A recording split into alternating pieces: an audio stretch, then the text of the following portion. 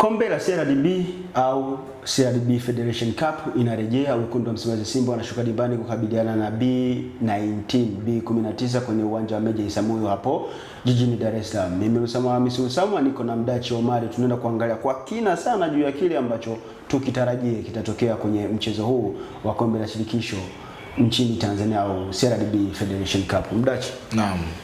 Simba baada ya kutoka sare na Young Africans wameshangilia sana. Ndio. Alafu wanaenda kucheza na B19 kwenye mchezo wa hatua 32 bora. Kwa hiyo ni lazima kesho mtu afungwe atoke. Ndio. Tutegemee mchezo wa aina gani? Kwanza kulingana na level ya timu ambayo wanaenda kukutana nayo B19 ambayo inatokea jijini Dar es Salaam. Ni timu ambayo ni ya daraja la kati kwa sababu inashiriki katika ligi ya chini kidogo kutoka NBC Premier League Championship.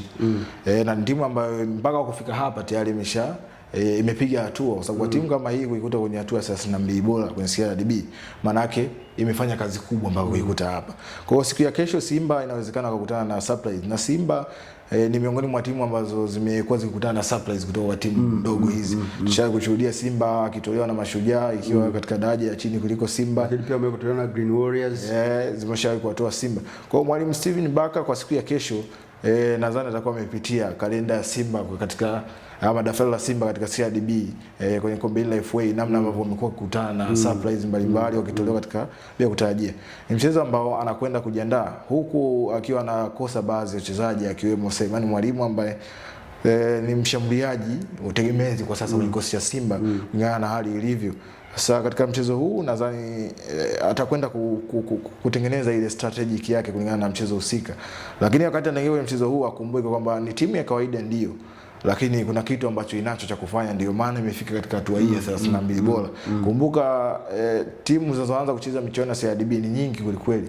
Mpaka unapiga panga panguo unafika kwenye hatua 32 bora, maana yake kuna kazi ambayo umeifanya. Kwa hiyo ni kujiandaa kujua ni kitu gani ambacho anakwenda kufanya katika siku ya kesho mwalimu Steven Baka. Tumeshuhudia Simba Sports Club kwenye mchezo wa Young Africans walicheza na force number 9 kwa muda mrefu mpaka ilipofika almost dakika ya 60 plus ndio akaingia Suleiman Mwalimu.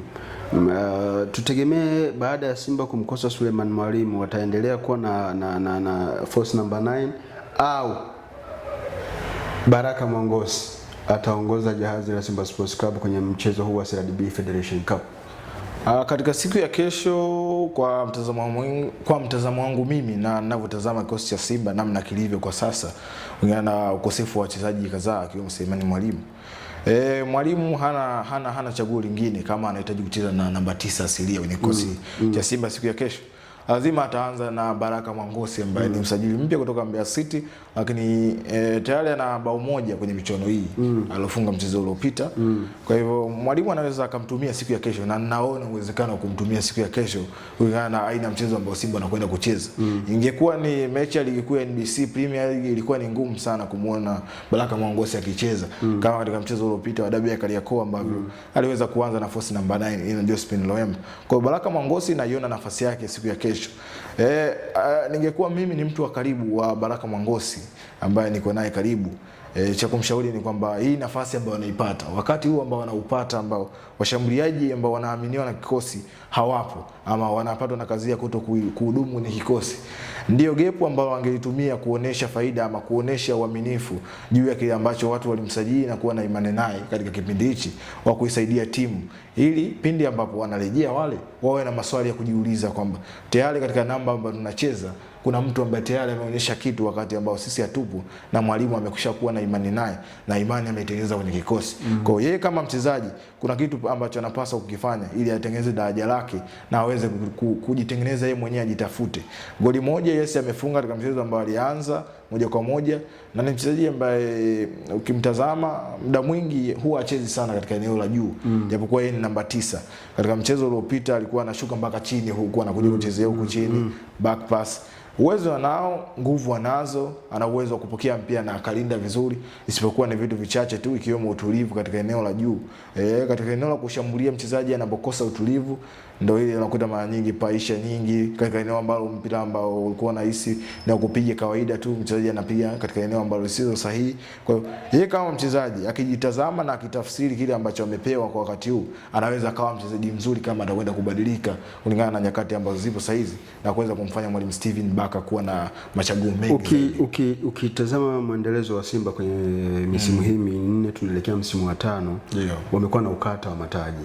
Lakini umezungumza mwanzoni kwamba Simba wamekuwa wakikutana na surprise package kwenye mashindano haya, wanaondolewa na Mashujaa, wanaondolewa na Green Warriors. Mashujaa wameondoa Simba mara 2. Mashujaa wakiwa ligi kuu, lakini pia wakiwa ligi daraja la kwanza. Green Warriors walikuwa ligi daraja la pili if I'm not mistaken. Simba wakaondolewa kwenye mashindano. Kuna ulazimu wa Steven Barker kuangalia hapa kwamba nikimess up nimeondolewa na tuko kwenye ukata wa miaka 4, tunaelekea miaka 5, niweke full squad. Yani ile copy and paste ya Yanga ndo awaletee B19. Kuna uwezekano kama mwalimu bado ukumbuke kwanza Steven Barker, ijapokuwa Simba imeanza kubadilika katika uchezaji wake, imeanza kuonekana ni timu ambayo inatoka vizuri, inaonekana ni timu yenye kocha sasa katika uchezaji, namna anavyojenga mashambulizi.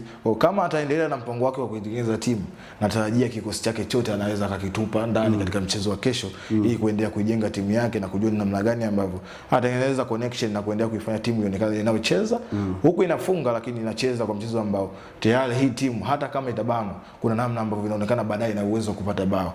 Kama ataendelea na mpango wake huo wa kutengeneza timu, kesho tunaweza tukakishuhudia kikosi chote kamili kilichocheza dabi ya Kariakoo kikaingia kwenye mchezo wa kesho.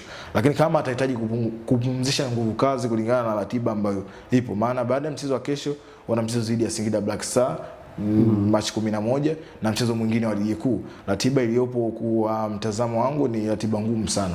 Kwa kama atahitaji kupumzisha nyota kadhaa siku ya kesho, tutashuhudia nyota ambao hajacheza. Kuna mtu kama Lada Kichasambi benchi, ni mchezaji ambaye kati anasajiliwa Simba ni nyota mdogo kulikweli, ni kinda. Anasajiliwa kwenye kikosi cha Simba. Watu walikuwa na matarajio makubwa na yeye kuingia kwenye kikosi cha Simba. Lakini hapa katikati nafasi yake imekuwa ndogo kwenye kikosi. Kwa hiyo kama atalazimika kupumzisha nyota hao, tutashuhudia watu kama hao ambao hawajapata nafasi ya kucheza wakiwa wanacheza. Lakini kama ataendelea na mpango wake wa kuitafuta timu ambayo anaelekea kupambania ubingwa wa ligi kuu ya NBC, kikosi chote kinawezekana kikatua kesho kwenye mchezo huo wa dhidi ya B19. Moja kati ya vitu ambavyo ni uhakika kwa 100% Simba kesho watacheza, lakini nani ataanza na nani atamaliza kwenye dakika 90 za mchezo wa CRDB Federation Cup, tusubiri tuone kitu gani ambacho kitatokea. Lusama Misilu Sama ndio jina langu, Omari Mdachi ndio mchambuzi ambaye tulikuwa naye hapa siku ya leo. The Golden Boot ndio jina la kipindi. Usisahau kusubscribe na kutufuatilia kwenye mitandao ya kijamii. Annual TV ndio jina letu.